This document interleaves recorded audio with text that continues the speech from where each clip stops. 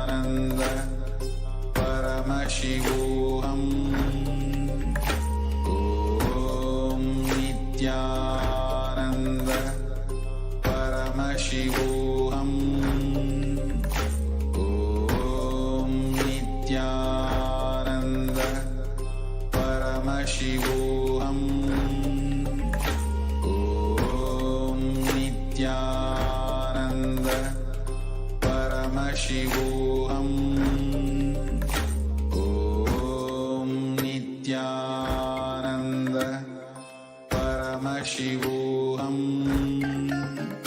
Om Nithyananda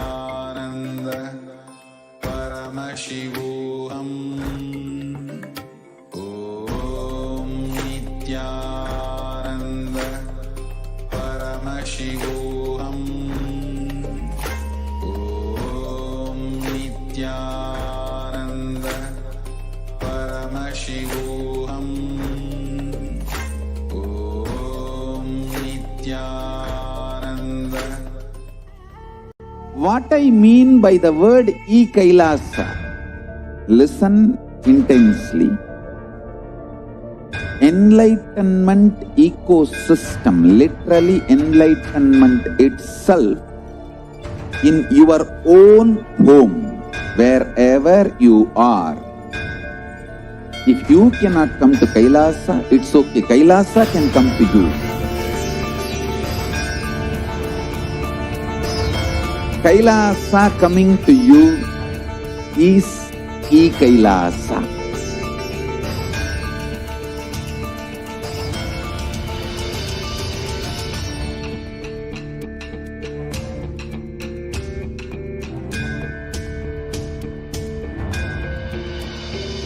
I will revive Hinduism.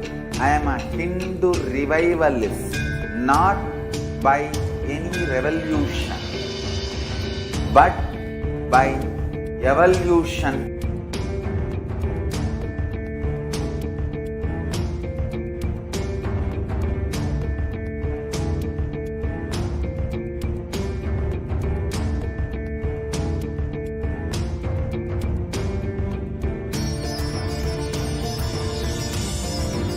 And setting model community.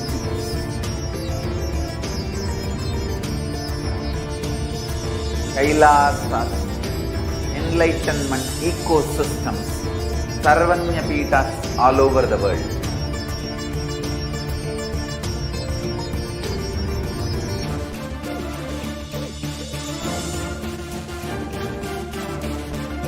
All powerful cognition, knowledge, only when you live, power manifestation and possibilities manifestation happens.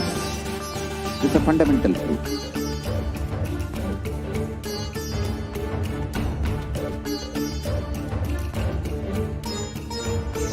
Hinduism cannot live exclusively as one sampradaya. No.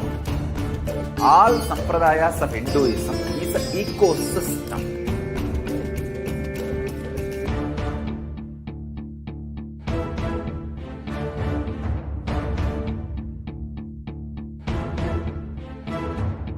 So don't keep quiet thinking that if one sampradaya is attacked, only that sampradaya is going to be affected. All of us are ecosystems.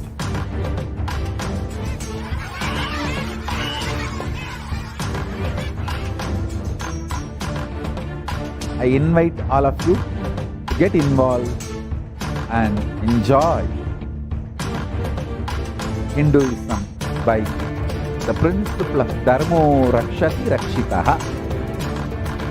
When you protect Dharma, Dharma protects you.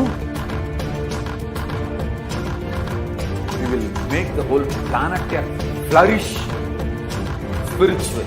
The spiritual prosperity will happen to the whole planet. We all have to coexist together.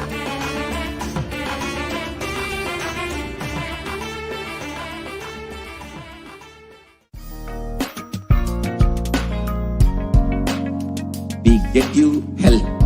We get you ability to build beautiful relationships in your life. we get you direct spiritual support and we make sure you become wealthy.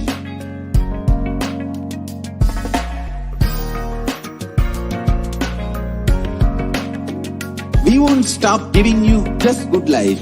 We will literally not stop till you live enlightened life. Manifesting the state of Paramashiva, space of Paramashiva, powers of Paramashiva, being of Paramashiva.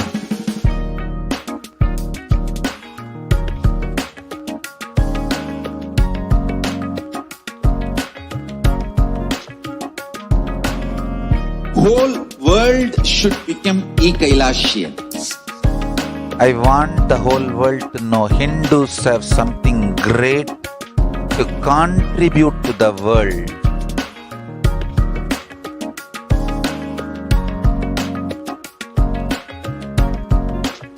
We have something great to contribute to the world. Let us do that.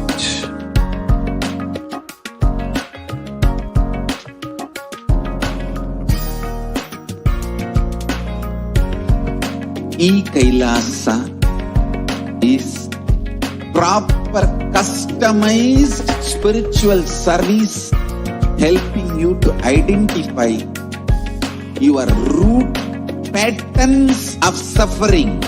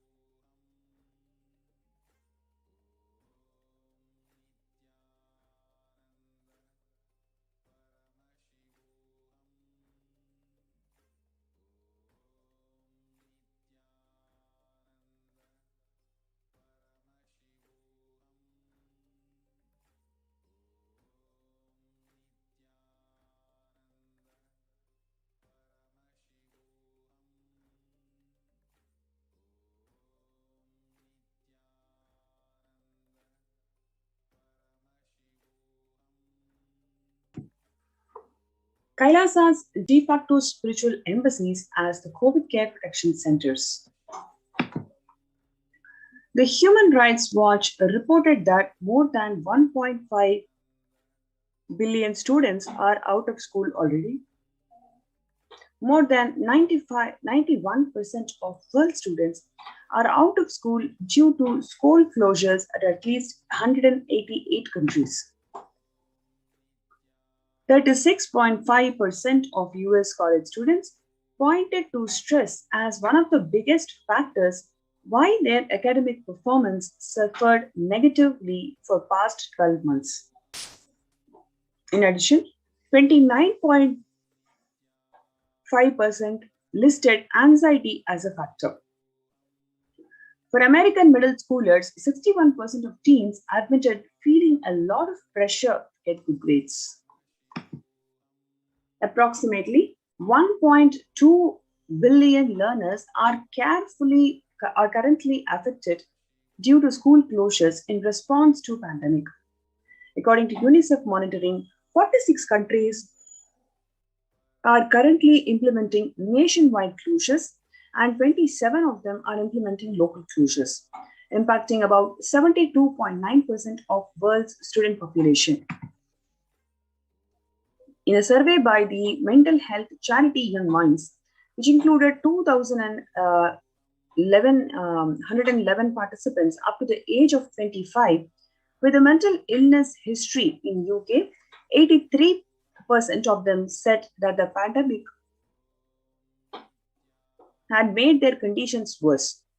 26% of them said that they were unable to access the mental health services. Peer support groups and face-to-face services have been cancelled, and support by phone or online can be challenging for some young people.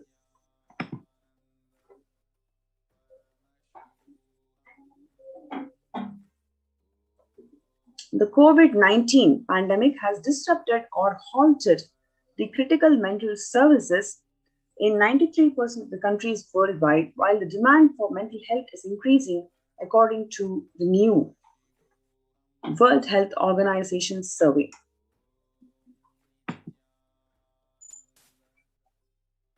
Recently, a study also found that 18% of the individuals, including the people with and without a past psychiatric diagnosis who received COVID-19 diagnosis, were later diagnosed with a mental health disorder such as anxiety or mood disorders.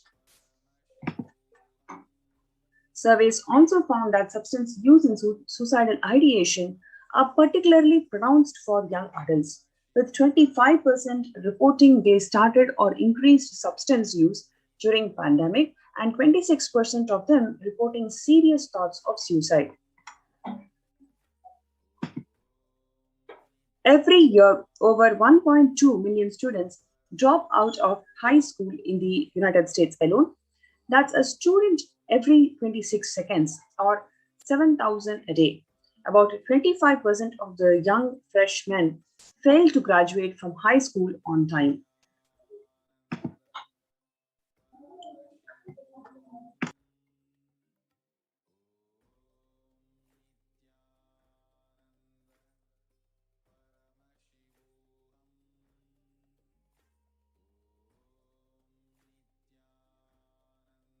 So far, we have seen the current status of the world.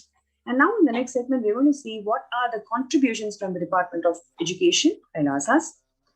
Joining with me is Manti Achananda Swami, who's going to walk us through the contributions from Kailasa's Department of Education.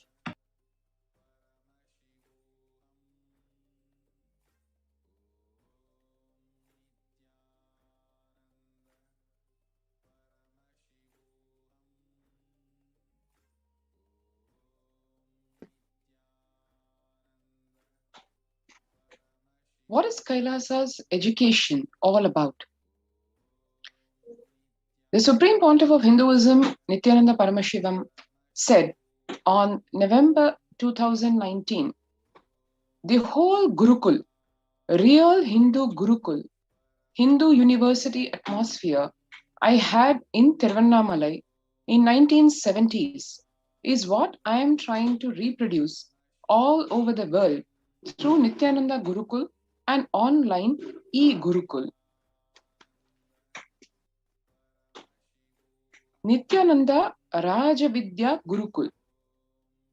Bhagwan revealed, Gurukul is a place where celebration begins with right words in the blossoming minds, creating a gateway of possibilities, creating an enlightened civilization with yogic body and Vedic mind. The Nithyananda Gurukul is a mystical Vedic school established by the Supreme Pontiff of Hinduism. Here, students live their highest potential and manifest various spiritual powers.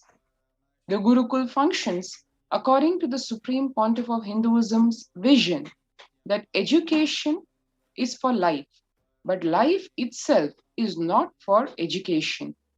The Gurukul brings to the world the right kind of education that empowers you. Now, how if you compare contemporary education versus Gurukul education? The current system of education established by Macaulay and Max Muller in India is the non-involving narrative style of teaching. The original Indian education system was not about continuously giving words, ideas, concepts, theories, or theologies. It was about awakening you to the right context, enlightenment. The Indian education system, the Gurukul, is more of a transmission of the knowledge rather than mere transfer of knowledge. Whether others educate you or you educate yourself, if it is based on the weakest link, it is called generalization, dilution, dilution due to generalization. Whether others educate you or you educate yourself, if you plan everything based on the best of you, it is called specialization. The Gurukul ambience is for specialization, not for generalization. Education means putting a set of ideas into your head and forcing you to conform to it, pressuring you to memorize it, and forcibly making you vomit it. In Gurukul, there is no education. There is only initiations. Initiation means empowering you with powers and letting you play with it, letting you manifest, specialize, letting you manifest your specialization, letting you grow and glow. The applied science of Abhayam Sarva Bhutebhyo. Let us see how the whole fundamental principle of life, ahimsa or non-violence, has been taught in the Nithyananda Rajavidya Gurukul, where the purpose of education is educating the child to be manifesting whatever he is capable of and being a very good, beautiful, and best contributing citizen of the planet Earth and for humanity. In the Vedic tradition, examinations are not done by question-answer method. That is Macaulay's method, clock making. In Vedic tradition, all examinations are conducted by the thought current you carry. The person will be made to speak in the presence of the Pandits who have mastered that thought current. They will see whether he can spontaneously express that thought current. If the student is able to express the thought current cohesively, then he has mastered it. What is real education? If we are teaching the science of completion to our kids, we should be able to guarantee you can't even get one lie out of our Gurukul kids. That is what is education. Education is making you master a thought current, which becomes their lifestyle, which becomes their cognition style, which becomes their very being. For hours, you cannot speak on a subject unless it has become your thought current, the way you cognize. Change of thought current, transformation of thought current is the success of education. Each Upanishad adds a thought current to you. Transformation of thought current is success.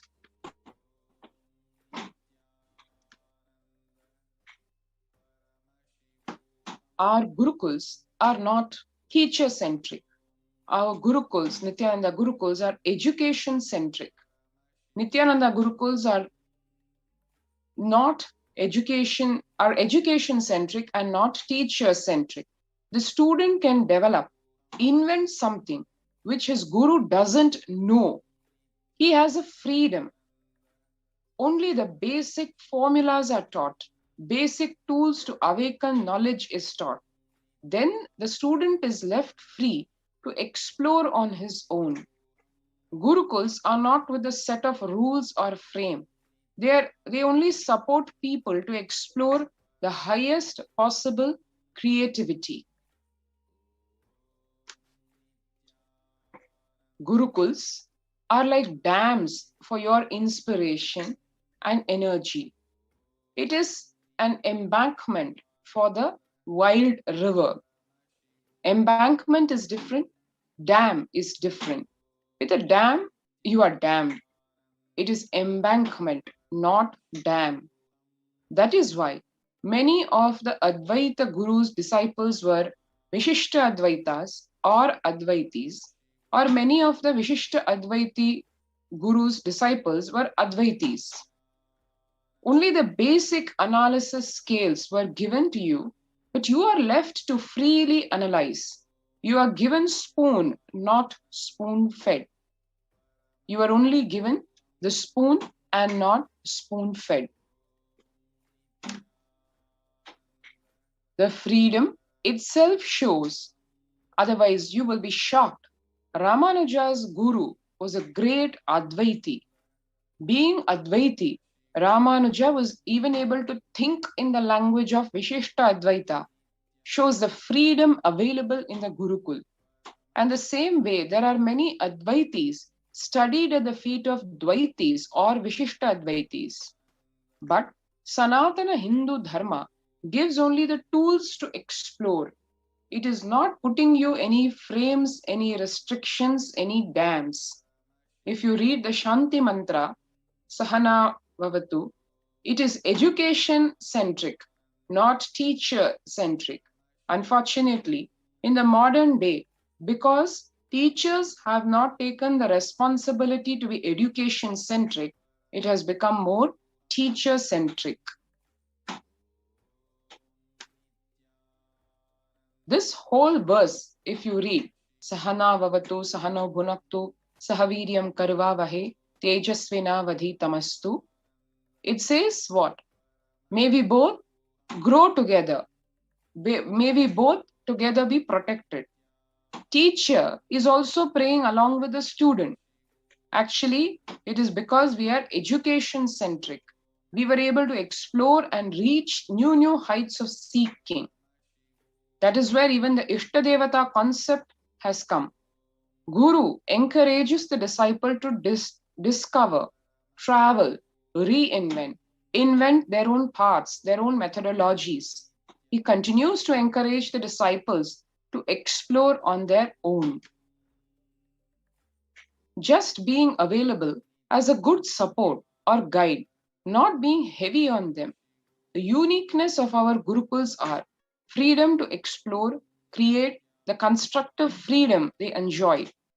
With the principles of completion, the four tattvas of integrity, authenticity, responsibility, and enriching, as well as the truths of ahimsa, non-violence, and abhayam sarva bhutebhyo, the Balasants of the Nithyananda Gurukul have played with these powerful cognitions and thought currents and have physically demonstrated the power of these truths by providing security to the rose plants in the garden of the Nithyananda Gurukul, resulting in the rose plants dropping physically their thorns.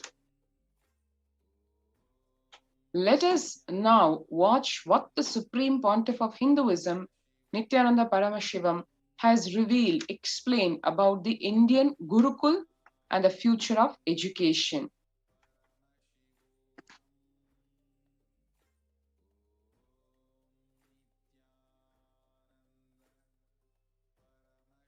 Now it is time, as per the astrology, no theory can rule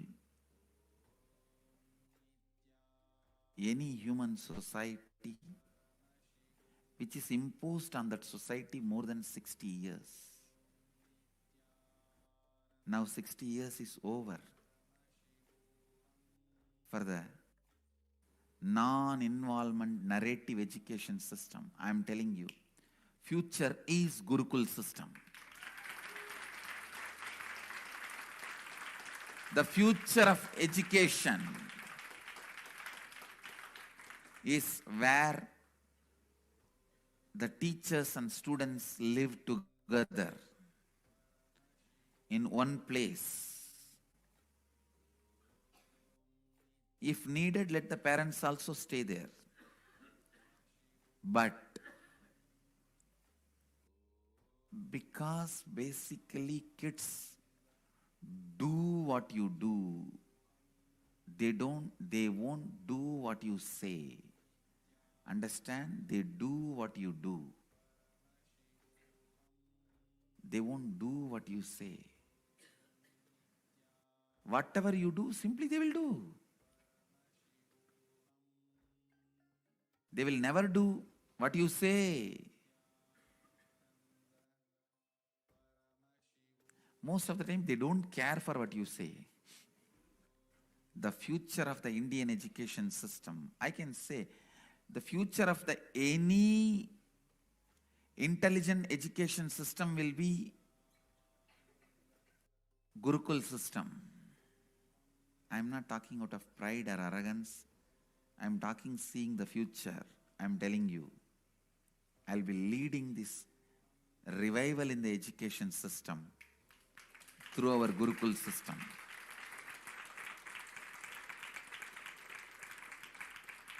Through our Gurukul system.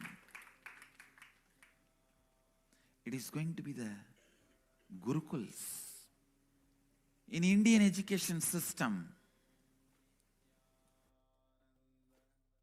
complete involvement is required from the side of the teacher and the student. Student need to study the teacher. Teacher need to study the student. Understand? After thoroughly studying the student, teacher identifies the right subject in which the student will be successful. Few things are basic for everyone, like science of completion and enlightenment. Other than the science of enlightenment, all other things, master selects the subject in which the student will be successful. And then student is trained specifically in those fields with the knowledge of enlightenment, with the science of enlightenment, with the truth of enlightenment as the context. Even if you learn the archery, enlightenment is the context. If you study administration, enlightenment is the context. If you learn about business, enlightenment is the context. If you learn plumbing, building houses, sculpting, enlightenment is the context. Indian education system is more of a transmission of the knowledge, not transfer of knowledge. It is not just information based.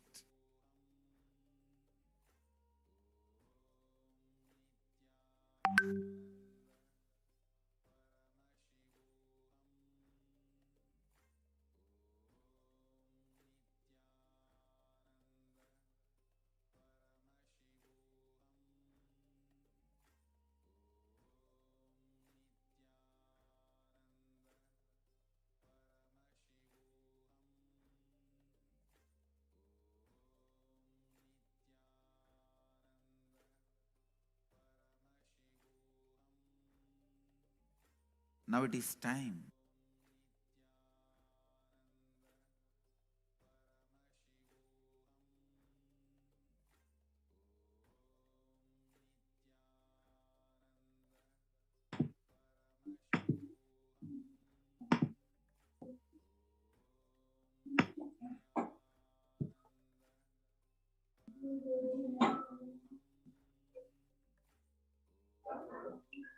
Today, the education is known to be the key factor to enable upwards socio-economic mobility and the strongest means for removing the poverty.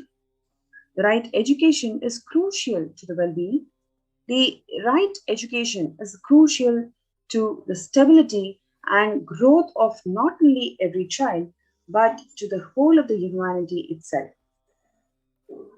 The Gurukul education is known to be the knowledge transmission system of Hinduism, one of the pillars which kept Sanatana Hindu Dharma alive and standing as the world's most ancient living civilization. Through Kailasa's Department of Education, the Supreme Pontiff of Hinduism, Jagadguru Mahasannidhanam, His Divine Holiness Swamiji, the Gurukul system is being revived in its entirety.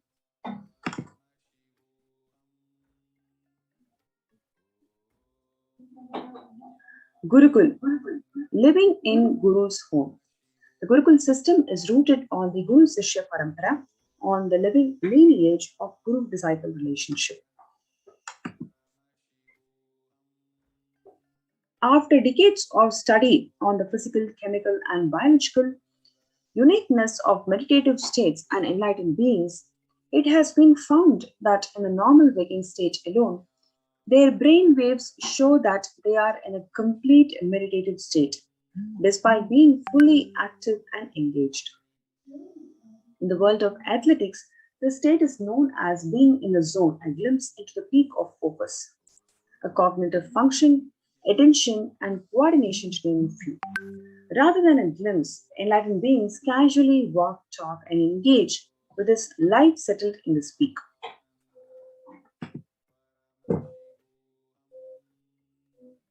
Recently, studies have found that we imbibe the body language behaviors and patterns of those in our environment, not just on our behavioral level, but at the depths of the neurological level. This is also known as the mirror neuron effect. In this way, there is no better teacher than the enlightened Guru who exists as a superconscious, biological, reproducible anomaly. However, through centuries of Mughal invasions, colonialism, and continued persecution against Hinduism and Hindu tradition, the science of knowledge transmission has been diminishing at an unprecedented rate.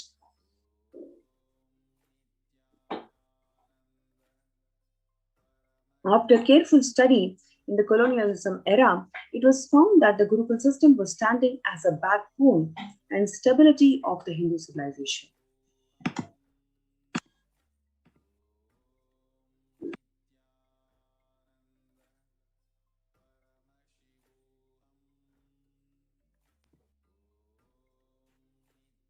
The Mackay education was imposed on India after the revolution. 13,000 universities across Bharat and 200,000 Gurukuls were destroyed in Bengal and Bihar alone. With the systematic destruction of Hindu universities and Gurukuls goes more than 80% of Hinduism's indigenous knowledge. Thomas Macaulay, who is the destroyer of Indian school of education system, which is Gurukul, he says that our Indian schools are flourishing wonderfully. The effect on this education on Hindus is prodigious. No Hindu who have received an English education ever continues to be sincerely attached to his religion. So their whole aim is about separating Hindus from their identity, separating Hindus from their religion. The Hindu religion is so extravagantly absurd that it is impossible to teach a boy astronomy, geography, natural history without destroy the hold which that religion has on the mind.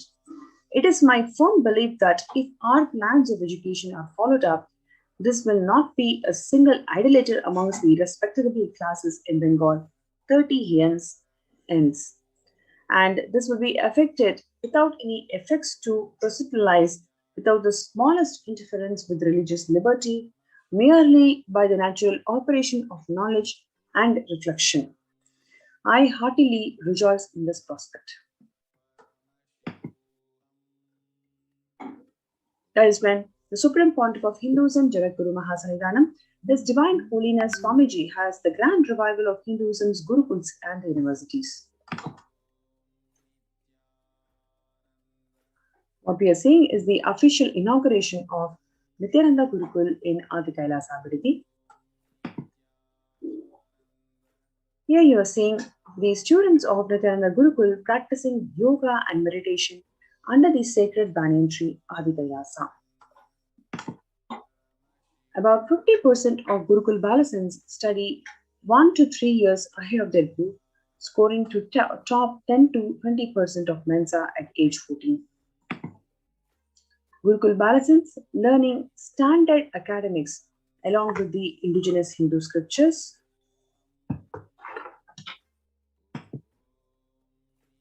Gurukul Balasans practicing Shivastambha Yoga under the guidance of trained Shivastambha Yogacharyas.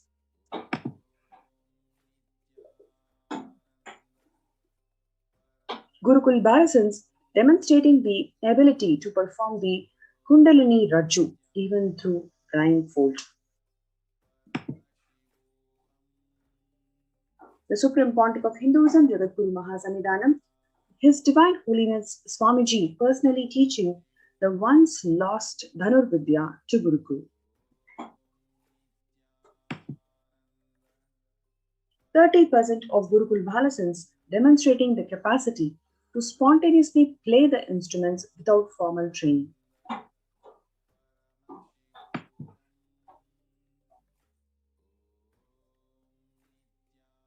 Gurukul Balasans living the Agamic Shastra-based lifestyle. Gurukul Balasans demonstrating the ability to read blindfolded. Gurukul Balasans participating in Vakya Kasadas.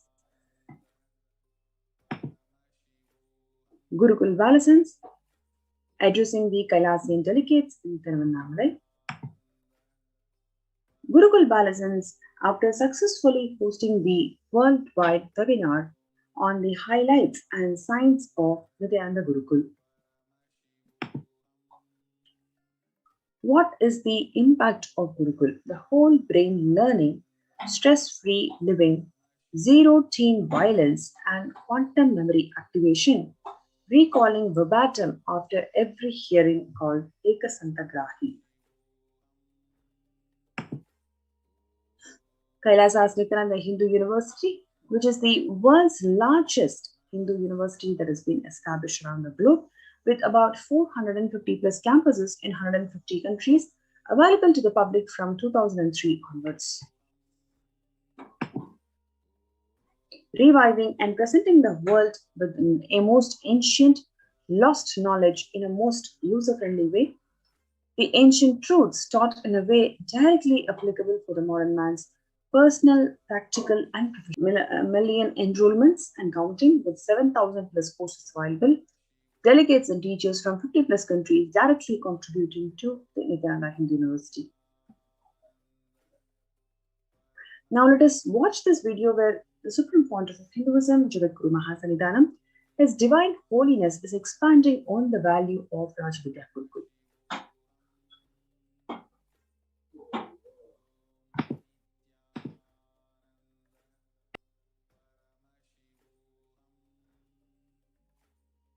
Long rituals are not useless or unnecessary.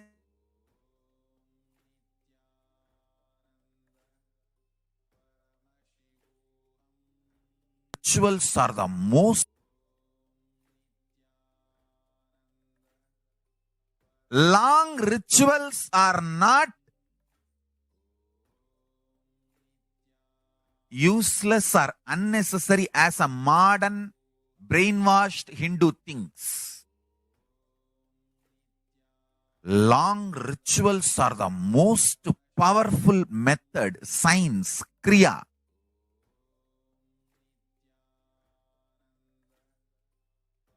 to awaken all the life energies. See, totally we have 21 life energies.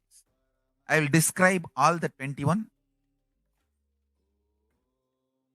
like a fundamental principal forces of life, like gravity, how all these are fundamental forces, principal forces externally.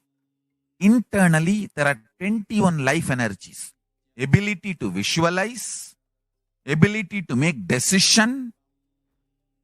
All these 21 is given to you, but you use them accidentally. That is why your life is full of accidents. Your marriage is accident, wealth is accident, life is accident, money is accident. Very less is planned, much is accident. And I tell you, I have seen people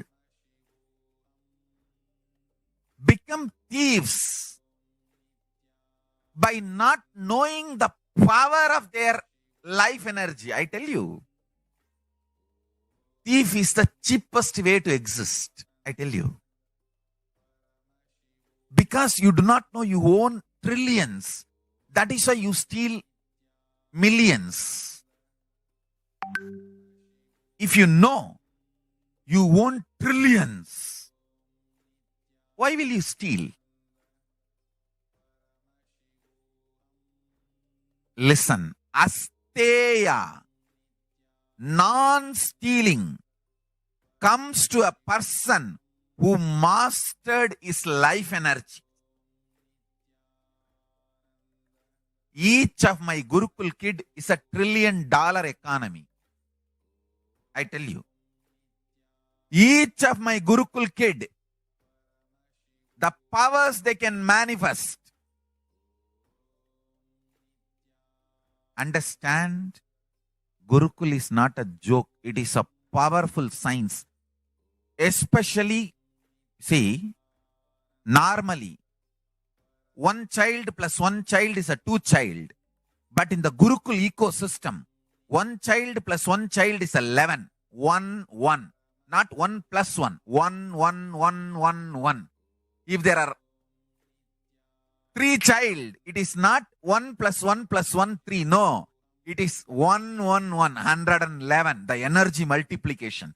Because the ecosystem, understand, that is why Gurukul has to be with the ecosystem.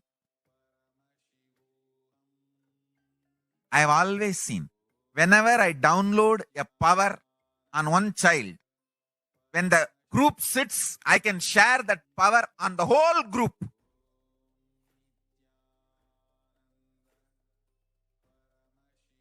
Because when team of kids or balasans or sannyasis or brahmacharis, when they sit as one team,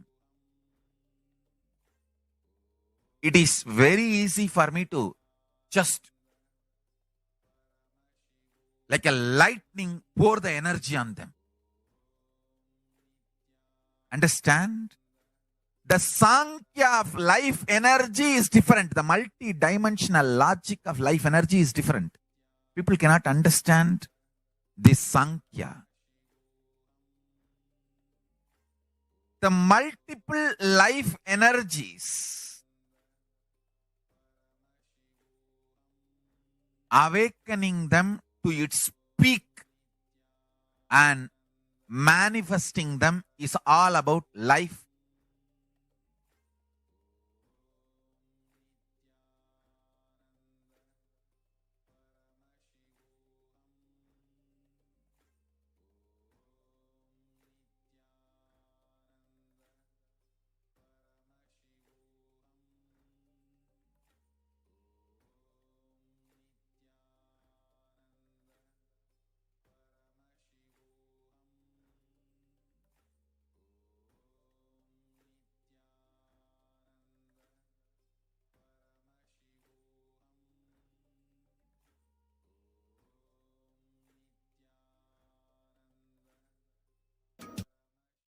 Perfected the science of helping every individual from every cultural, religious, nationality background.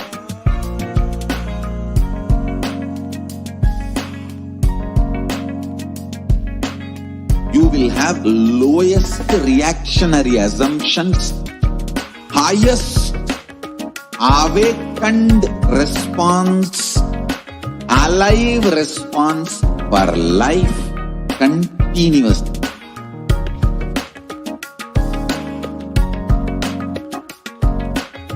Kailasa is enlightenment ecosystem, literally enlightenment itself in your own home, wherever you are. Proper customized spiritual service helping you to compete with your life negativity. Withdrawal from life, self-hatred, self-denial, self-doubt, so much of tiredness, laziness, we can support you, aligning your diet, your attitude, your aptitude, your understanding about life.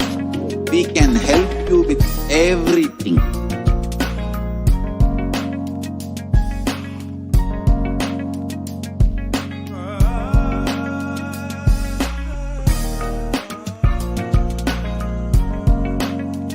If you are interested in enlightenment, we will immediately bring this to you.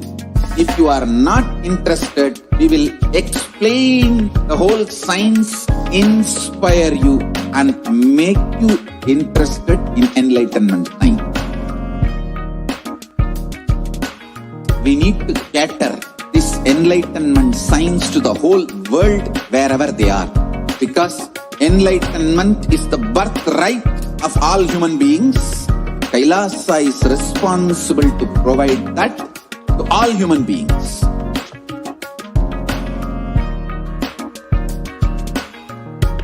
Kailasa is the totality of the knowledge I received from my gurus and practice manifested in my life, perfected by teaching millions of people from all cultures, time zones, backgrounds, genders, nationality, race, from every creed.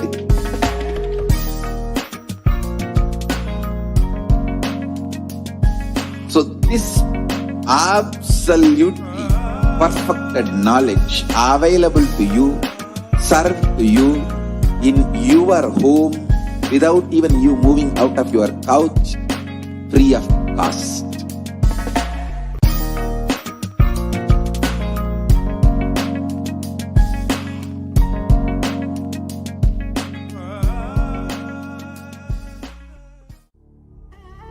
What I mean by the word Kailasa, listen intensely. Enlightenment ecosystem, literally enlightenment itself, in your own home, wherever you are. If you cannot come to Kailasa, it's okay. Kailasa can come to you.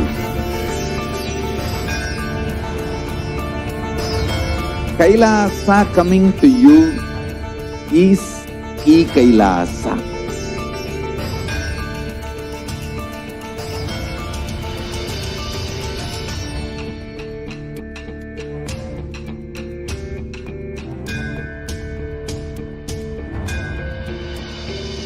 I will revive Hinduism. I am a Hindu revivalist, not by any revolution, but by evolution.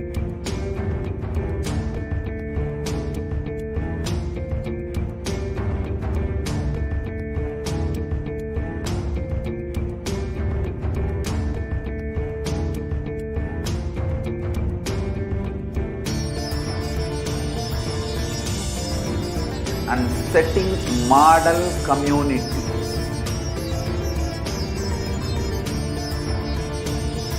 Kailasa, enlightenment ecosystems, Sarvanya Peethas all over the world.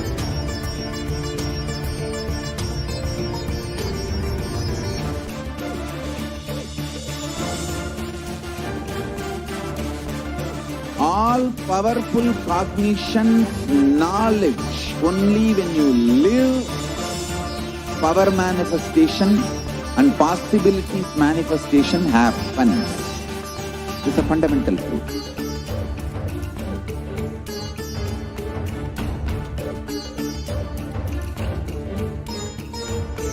Hinduism cannot live exclusively as one sampradaya. No.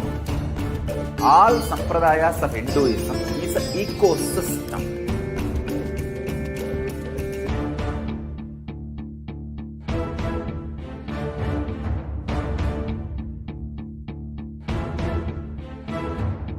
So don't keep quiet thinking that if one sampradaya is attacked, only that sampradaya is going to be affected. All of us are ecosystem.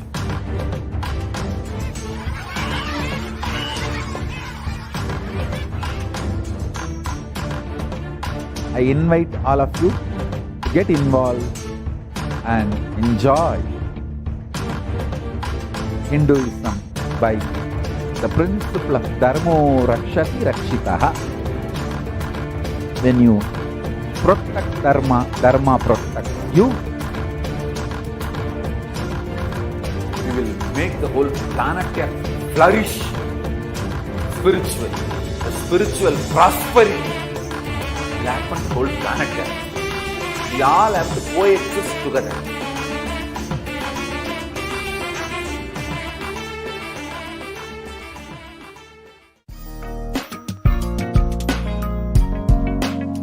We get you health. We get you ability to build beautiful relationships.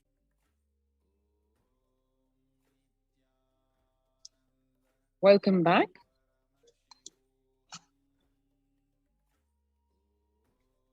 And as we were saying, the fundamental grounds up revolution in the form of revival of the Gurukul system of education at the Nithyananda Gurukul, the repercussions of it included not just the solid promise of revival of Hinduism and the proof of concept and the absolute revival of the Gurukul system of education, it also brought along with it relentless attacks against the life, character, and image of the Supreme Pontiff of Hinduism, as he sincerely went on contributing everything he has for the world, from the field of nutrition to education, from protection of religious freedom to the revival of indigenous traditions. The Supreme Pontiff of Hinduism has sincerely contributed in every facet. This has not gone unnoticed by the world's dignitaries, leaders, and multi-faith diaspora.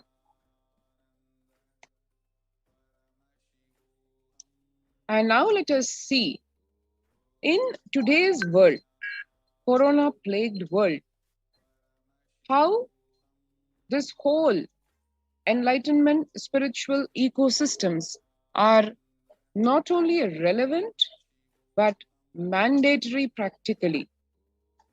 The revival of Hinduism is absolutely critical, especially the pillar of the Gurukul system of education, because as one can see in what is happening in the world today with closure of 90% and up of the conventional, so-called conventional schools themselves, humanity is faced with a stark prospect of losing the Gurukul system of education, which is training one for life and training each individual to flower to his or her absolute unique potential and grow up as natural leaders. To really understand what that means in today's world, why it is so critical, let us see some of the revelations about this COVID-19 pandemic situation given by Devi Parashakti. On 12th May, Devi revealed, I came as Nijavatara. I am blessing you. Listen, people, listen. To do good to all of you, I have taken the form of Nithyananda and come down as Nijavatara. People of India, listen, carefully listen. Time after time, Bharatam is Jnana Bhumi, where enlightened beings come. We cannot make Jnana Bhumi as infertile. Enlightened beings have to come.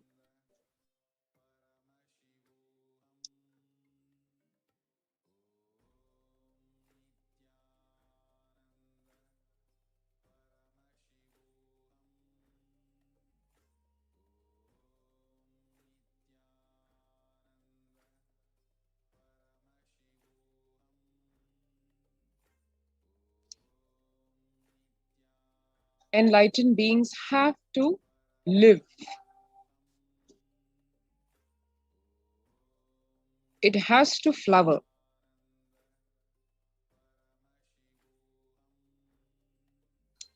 few hypocrites, because they are stuck in delusion. We cannot sacrifice the world. Cosmos cannot be destroyed. The ship I did to save cosmos from being destroyed, that is called Adi Kailasa. The ship I did to protect beings from Pralaya is Adi Kailasa. Because of conspiracy of Drohis and enemies' rule, the captain had to leave the ship.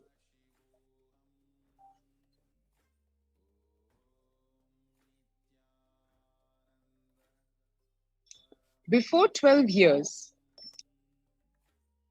knowing the great deluge that is going to happen, all Aushadhas, by this Guru Purnima, that Jnana Rasavadam, Navapashana is going to fly. Allow people to come and take dip in Navapashana flower. People whoever come and dip in Vaidyasarovar, they will not have deaths. They will not have corona. Crores and crores of people will come in line. Every day, they will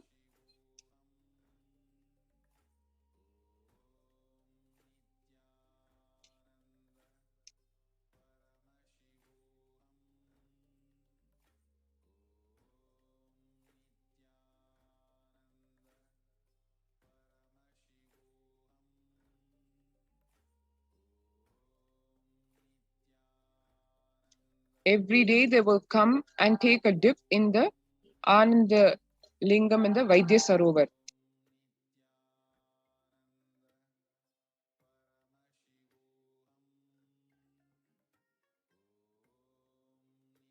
Listen well to my words. For India, I made ship as protection. The Nithyananda Navapashana Lingam in Vaidyasarovar. Go to Adi Kailasa. O Indians, listen. All those regretting losing Nithyananda Nijavatara, without confusion, without talking just as lip service, go to Adi Kailasa.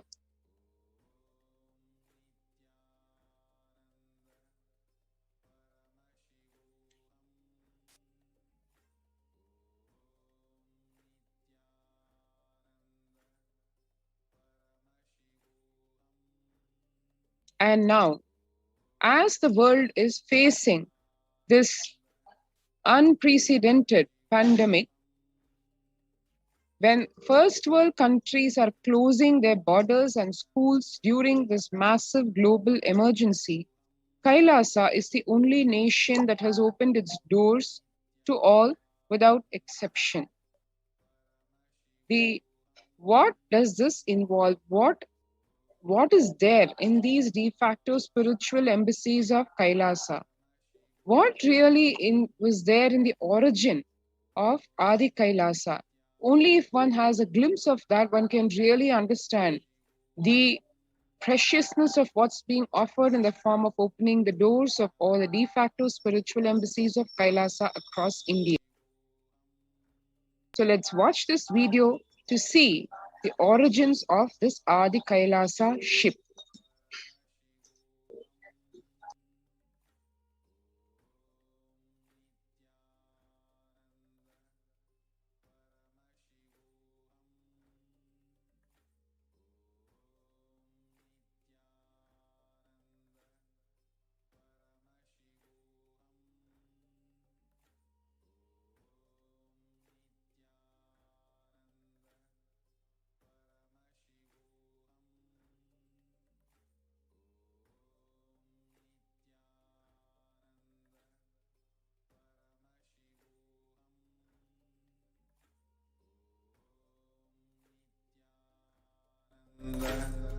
Paramashivoham. Om Nithyananda Paramashivoham. Om Nithyananda Paramashivoham. Om Nithyananda Paramashivoham. Nithyananda Paramashivoham.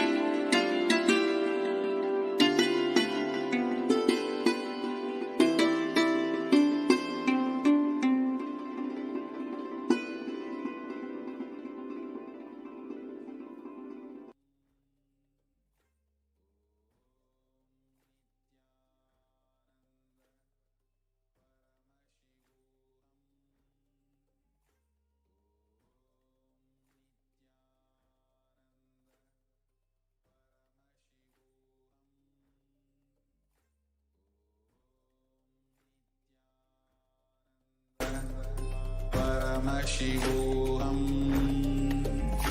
Om Nithyananda Paramashivoham. Om Nithyananda Paramashivoham. Om Nithyananda Paramashivoham. Om Nithyananda Paramashivoham. Om Nithyananda Paramashivoham.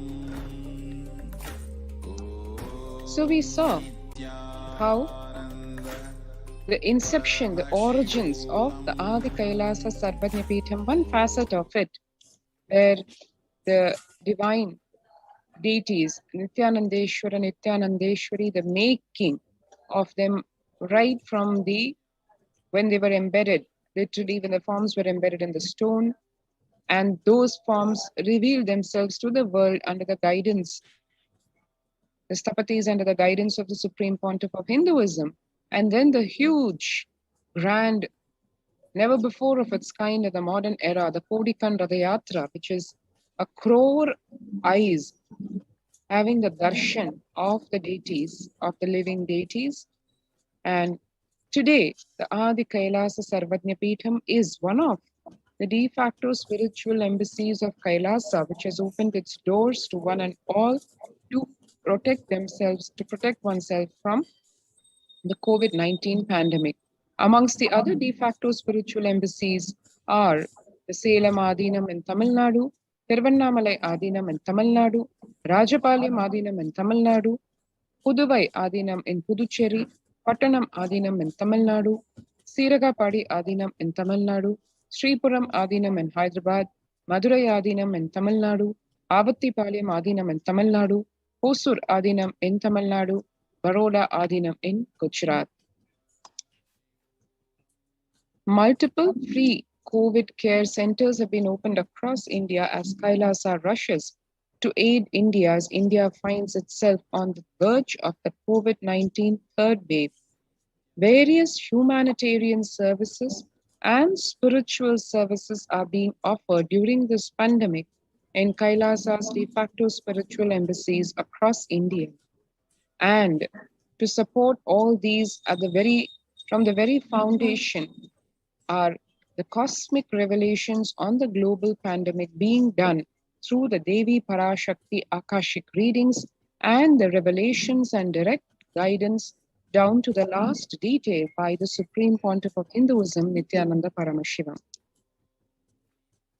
To mention a few of the free humanitarian services being offered during this pandemic in the de facto spiritual embassies across India, medical care in the form of holistic care, be it allopathy, Ayurveda, Siddha medicine, naturopathy, then the infrastructure to accommodate thousands of people in multi-layer quarantine facility, emergency services equipped in the form of ICU on wheels, oxygen concentrators, etc. Personal protective medical equipment provided to all the people who are resident in Adi Kailasa Sarvajñapitham and the other de facto spiritual embassies of Kailasa, food security management through food banks, and organic farming to enable a sustained agriculture, sustained food support. So if you would like to register yourself for this COVID Care Protection Center, you can do it right now. All you need to do is register through the link https://kailasa.org/kailasacare, https://kailasa.org/KAILASACARE.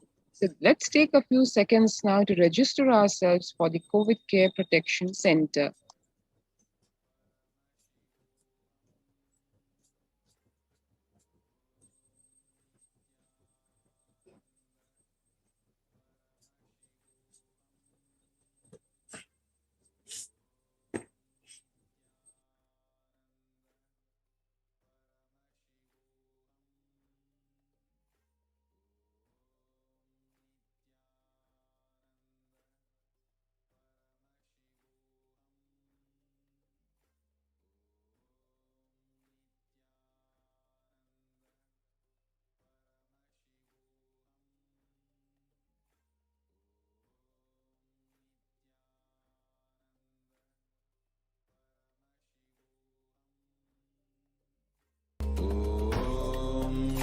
Nithyananda Paramashivoham.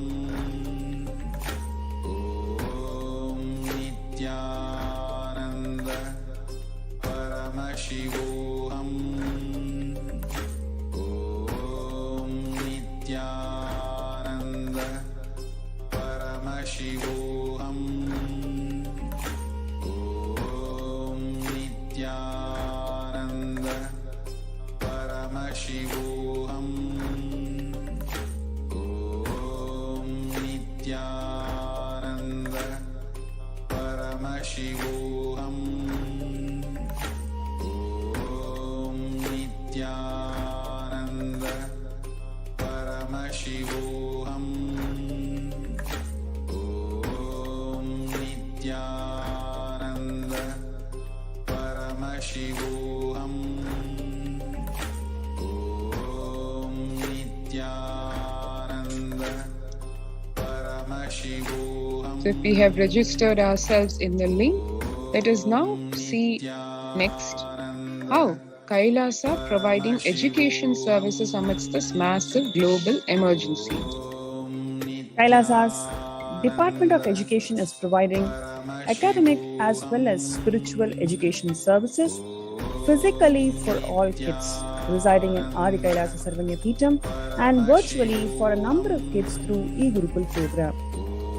With more than 1 billion kids not having access to education in the midst of this global pandemic, Kailasa has taken both the spiritual and academic responsibility to enrich and provide these services. So you have this opportunity to join our COVID care protection centers. We have a number of kids who have joined us, just enjoying this ambience that the Adi Kailasa provides, the Supreme Pontiff of Hinduism, with his grace and blessings. How all of these young kids join us right from morning yoga to puja, and they do power manifestation. They learn the truths from Hinduism, and they also do their studying. So it's an amazing opportunity where you can explore the complete possibility of being a child into a super conscious human being. So join us at the COVID care protection centers, especially in Adi Kailasa and Sri Puramadinam. You can register yourself through the link below, kailasa.org/Kailasa Care. KAILASA.org/KAILASACARE. Let's take a few minutes to register ourselves in the link below, kailasa.org/Kailasa Care.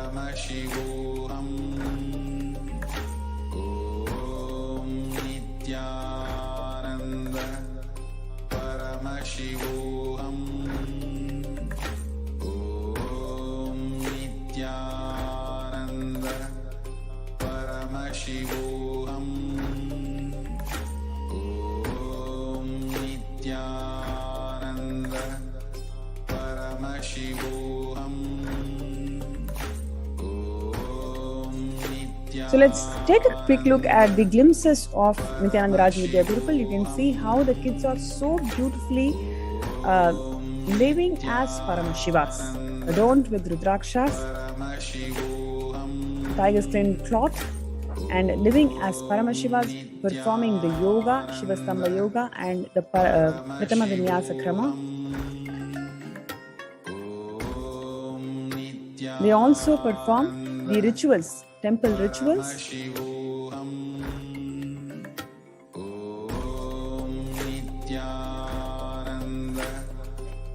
How they are beautifully brought up in the temple-based ecosystem, which grounds them, which stabilizes them, and pushes them to raise themselves as superconscious beings. Yes, you can see how all of them are involved in this temple rituals. They learn how to do alankaram to deities, how to do procession for deities, how to celebrate deities and live the life of superconsciousness.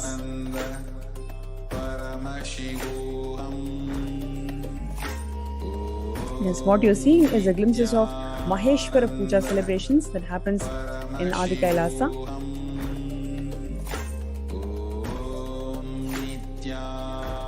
Yes. Here the Balasans, they sit and complete with the rose plants, complete the violence, inner violence that each one of us hold, and show the global peace by making the rose plants shed their thorns. It is a beautiful science that the Supreme Pontiff of Hinduism has revived and which the Balasans of Nithyananda Gurukul are living.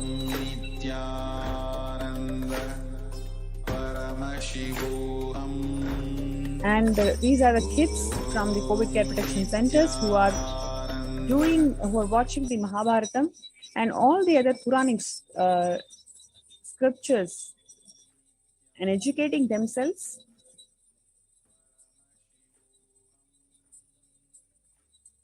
They also perform yoga. So we've been teaching them how to do yoga.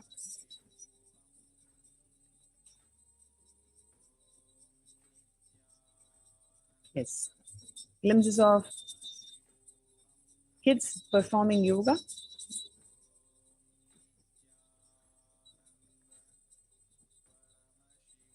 So this is how the kids are really enjoying their time being part of the COVID care protection centers. They perform yoga, they do power manifestation. They learn the sacred truths that Swamiji has shared with the world and strengthen their powerful cognitions. So we invite all the viewers, families especially, to join us to this COVID care protection centers and be protected from ongoing pandemic. Before we go to the next segment, let's have a short promo and we'll be right back.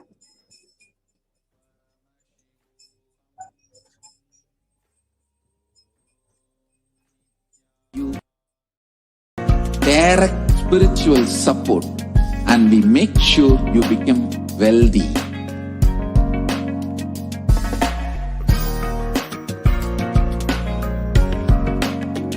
We won't stop giving you just good life.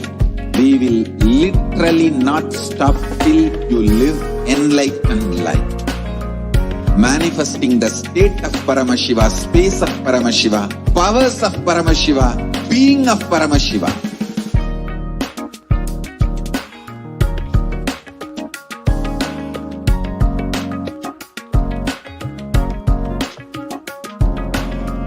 Whole world should become Kailasians. I want the whole world to know Hindus have something great to contribute to the world.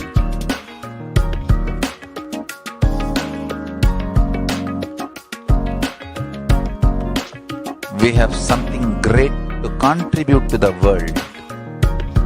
Let us do that.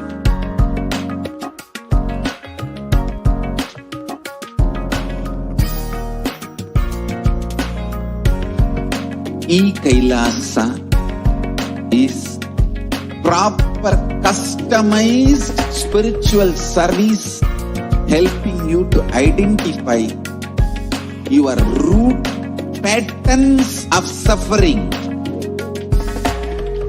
We have perfected the science of helping every individual from every cultural, religious, nationality background.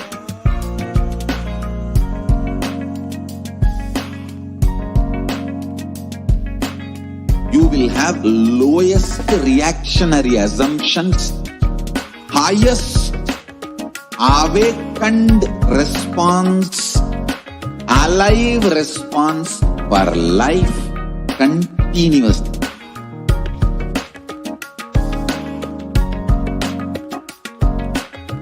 Kailasa is enlightenment ecosystem, literally enlightenment itself in your own home, wherever you are.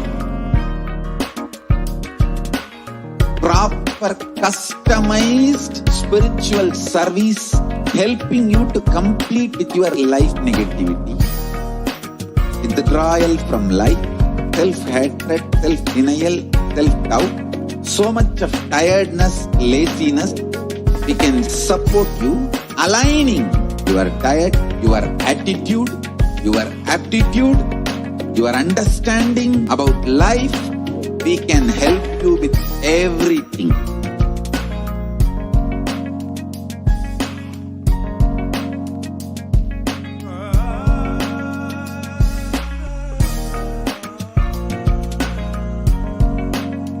If you are interested in enlightenment, we will immediately bring this to you. If you are not interested, we will explain the whole science, inspire you and make you interested in enlightenment time. We need to cater this enlightenment science to the whole world wherever they are, because enlightenment is the birthright of all human beings. Kailasa is responsible to provide that to all human beings.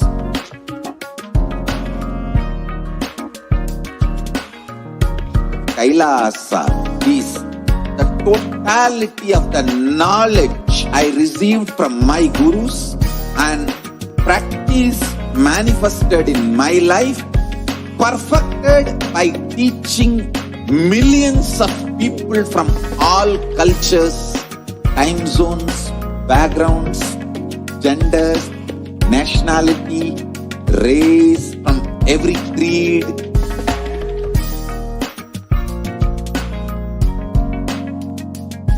So this absolutely perfected knowledge available to you, served to you in your home, without even you moving out of your couch, free of cost.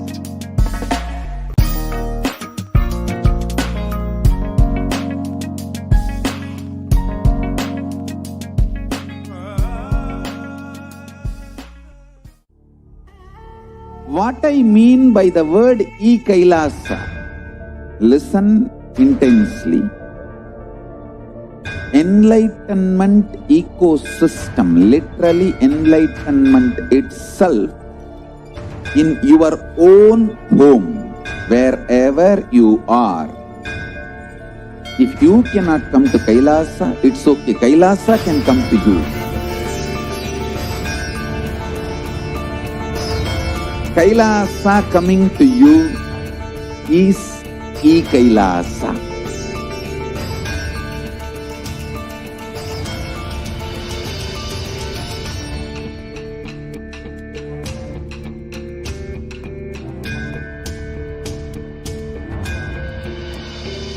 I will revive Hinduism. I am a Hindu revivalist, not by any revolution, but by evolution.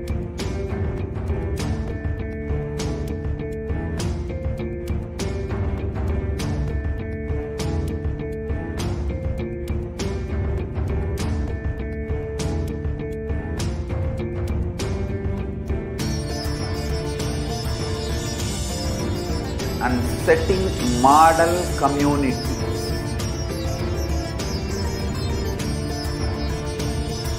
Kailasa, enlightenment ecosystems, Sarvanya Peethas all over the world.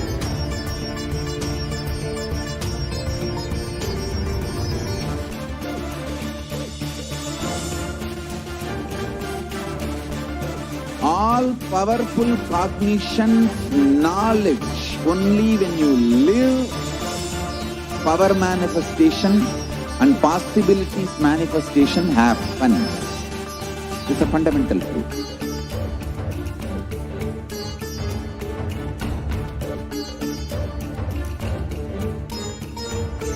Hinduism cannot live exclusively as one sampradaya. No.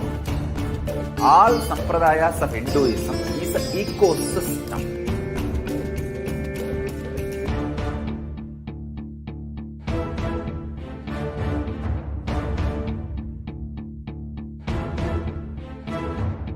So don't keep quiet thinking that if one sampradaya is attacked, only that sampradaya is going to be affected. All of us are ecosystem.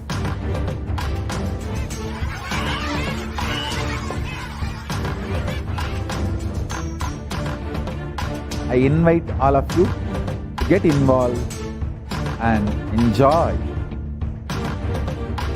Hinduism by the principle of Dharmo Rakshati Rakshitaha.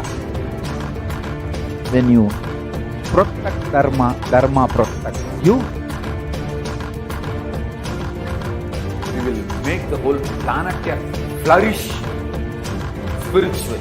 The spiritual prosperity will happen to the whole planet. We all have to coexist together.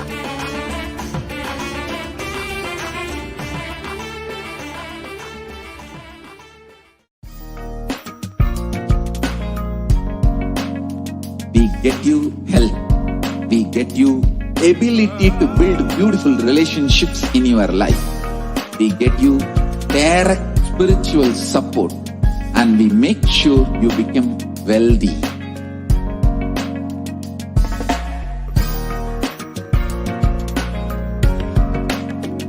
We won't stop giving you just good life. We will literally not stop till you live enlightened life. Manifesting the state of Paramashiva, space of Paramashiva, powers of Paramashiva, being of Paramashiva.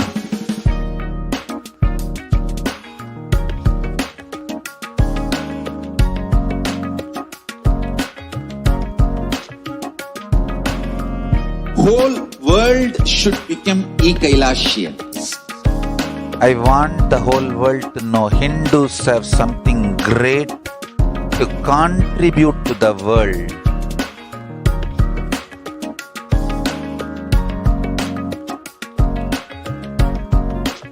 We have something great to contribute to the world. Let us do that.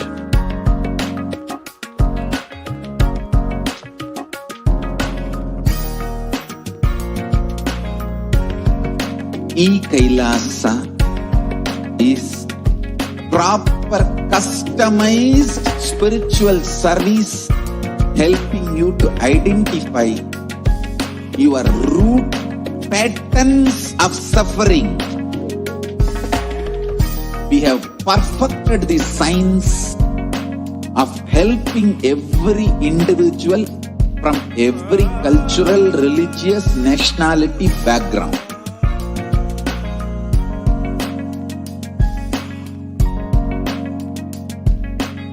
You will have lowest reactionary assumptions, highest awakened response, alive response for life continuously.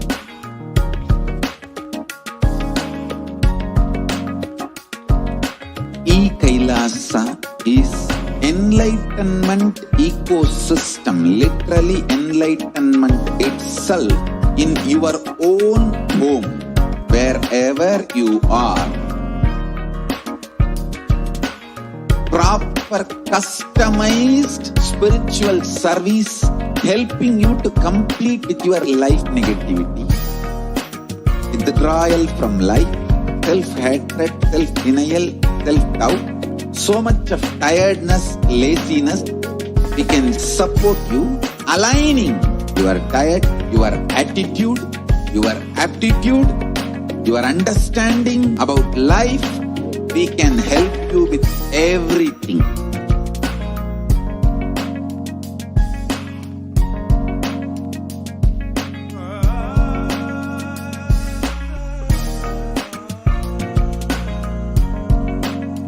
If you are interested in enlightenment, we will immediately bring this to you. If you are not interested, we will explain the whole science, inspire you and make you interested in enlightenment time. We need to cater this enlightenment science to the whole world wherever they are. Because enlightenment is the birthright of all human beings. Kailasa is responsible to provide that to all human beings.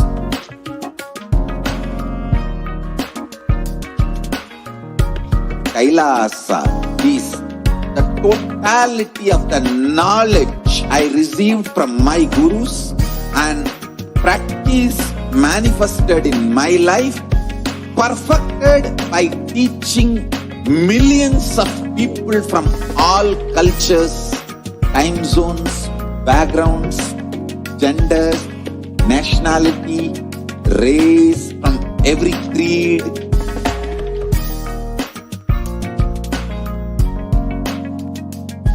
So this absolutely perfected knowledge available to you, served to you in your home without even you moving out of your couch, free of cost.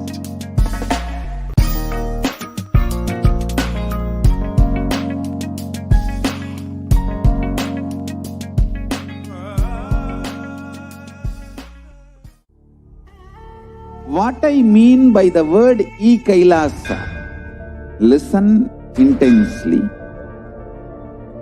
Enlightenment ecosystem, literally enlightenment itself, in your own home, wherever you are. If you cannot come to Kailasa, it's okay. Kailasa can come to you. Kailasa coming to you is Kailasa.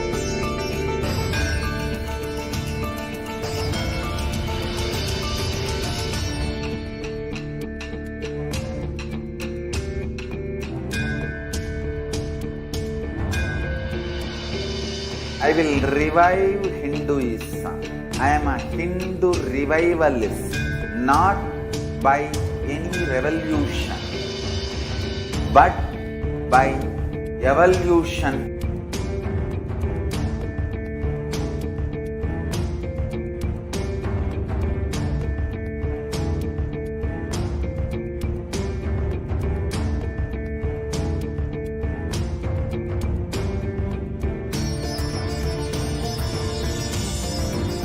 And setting model community.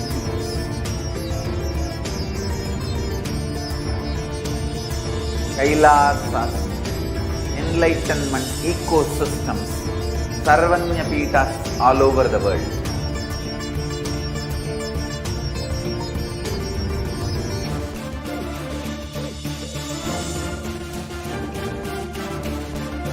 All powerful cognition, knowledge, only when you live, power manifestation and possibilities manifestation happens. It's a fundamental truth.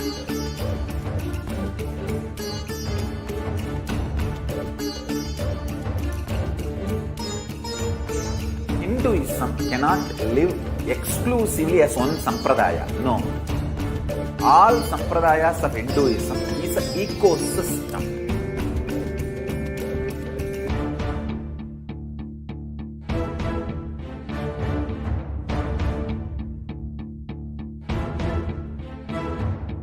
So don't keep quiet thinking that if one sampradaya is attacked, only that sampradaya is going to be affected.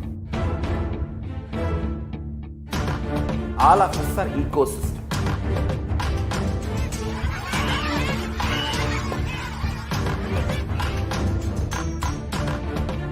I invite all of you to get involved and enjoy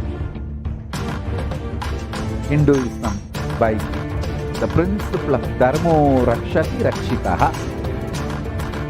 When you protect Dharma, Dharma protects you. we will make the whole planet flourish spiritually. The spiritual prosperity will happen to the whole planet. We all have to coexist together.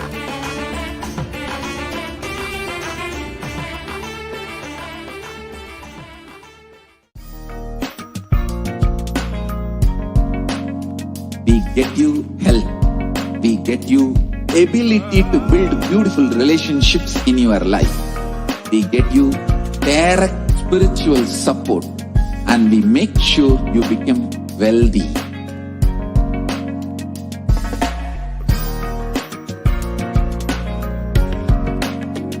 We won't stop giving you just good life.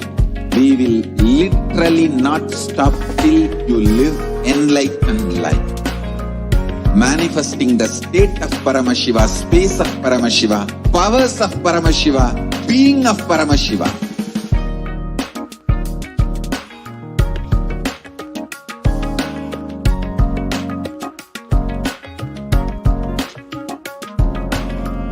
Whole world should become Kailasians.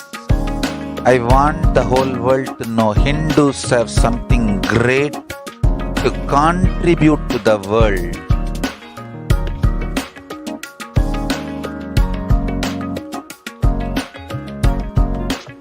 We have something great to contribute to the world. Let us do that.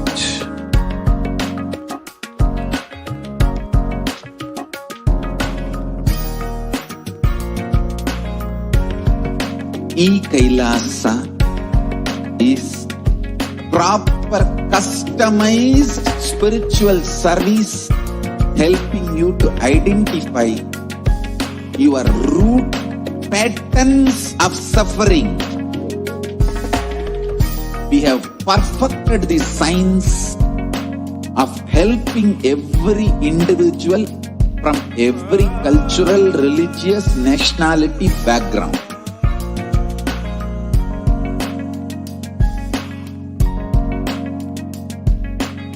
You will have lowest reactionary assumptions, highest awakened response, alive response for life continuously.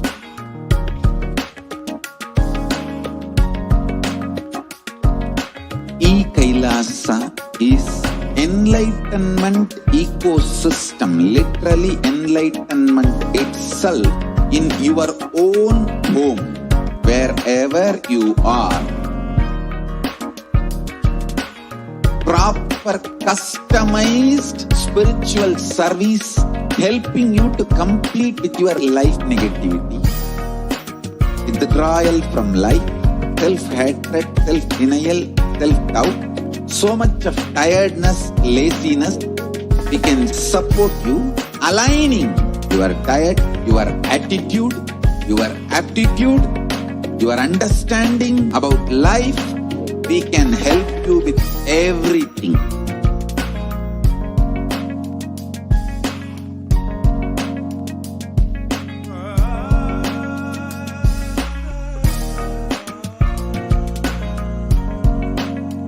If you are interested in enlightenment, we will immediately bring this to you.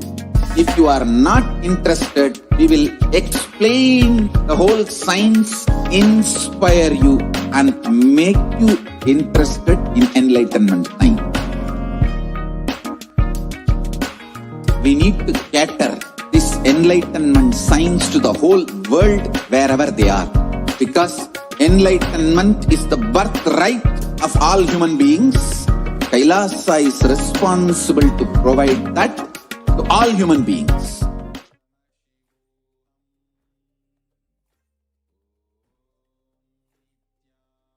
Nithyananda, welcome to all of the viewers who are joining in this next segment. In the continued series that we have been presenting on the persecution against the Supreme Pontiff of Hinduism. Now, for the last couple of days, for almost 1 week, we have been literally celebrating across Kailasa, Kailasians across the world, how the UN has recognized the persecution against the Supreme Pontiff of Hinduism.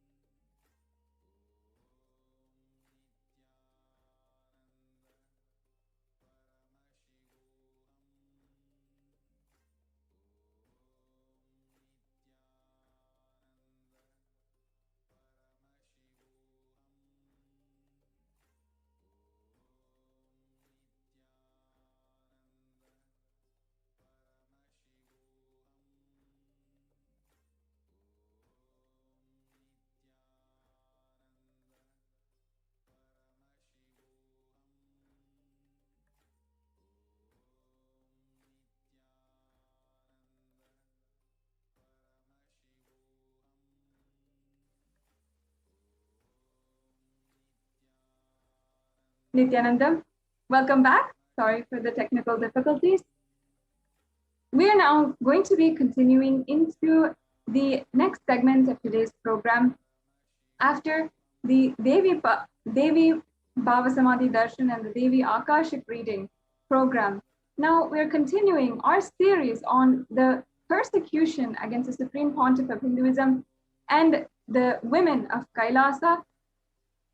For around 1 week or so, we have been celebrating around Kailasa in countries all over the world, how finally the UN has recognized the persecution against the Supreme Pontiff of Hinduism.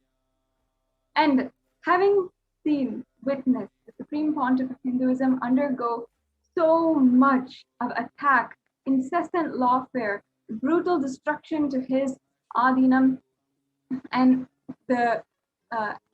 his disciples, and also direct assassination attempts against himself, Kailasians across the world are finally having some kind of reprieve, some way, some form where our voice is heard, where the cries of survivors of child sexual abuse, sexual assault by the anti-Hindu militant forces, and so much more crime have been finally seen some kind of platform where there is a place which is recognizing the legitimacy of our story, of what had actually happened, the persecution against the Supreme Pontiff of Hinduism at play, and the entire Hindu Holocaust, which has been going on for 700 years.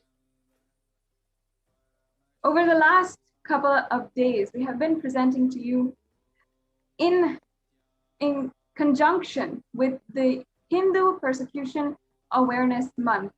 We're going to be step by step presenting to each and every one of you about the Hindu Holocaust, how that is continuing to happen in magnified proportion against the Supreme Pontiff of Hinduism. How literally what over the last 500 years people have done against Hindus, Supreme Pontiff of Hinduism has experienced, has gone through, has sacrificed in just a couple of decades. We've seen this again and again. We are showcasing the examples during this segment every single day. What we really request all of the viewers who are watching, please take a few minutes to ensure that you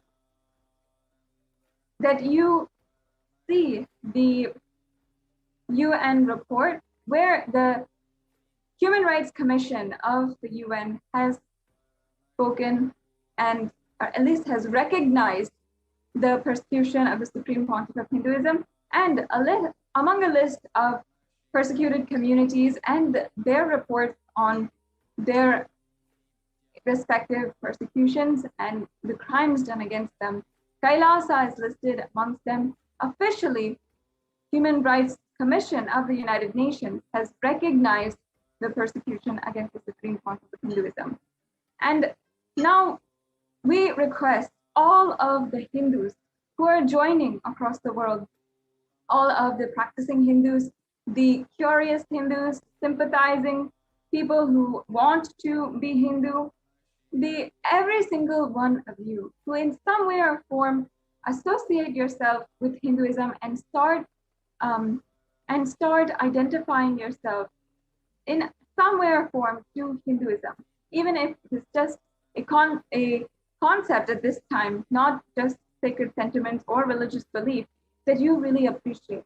We ask and request your time to share this link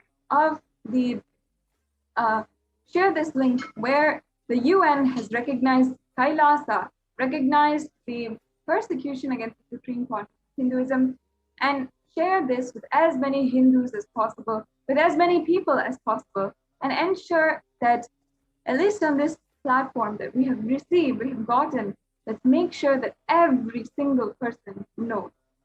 Now today, in continuation with our series on the Hindu Holocaust and the persecution against the Supreme Pontiff of Hinduism and the revival of Kailasa, we are presenting one of the tactics and brutal persecution used and most well known if you recall the Hindu Holocaust. If any Hindu recalls what has happened against Hindus, we first remember the destruction that was pursued and ensued against the temple ecosystem and the Adina. This very tactic was the first brutal attack against Hindus and the Hindu civilization by the Mughal invaders in more than 700 years ago.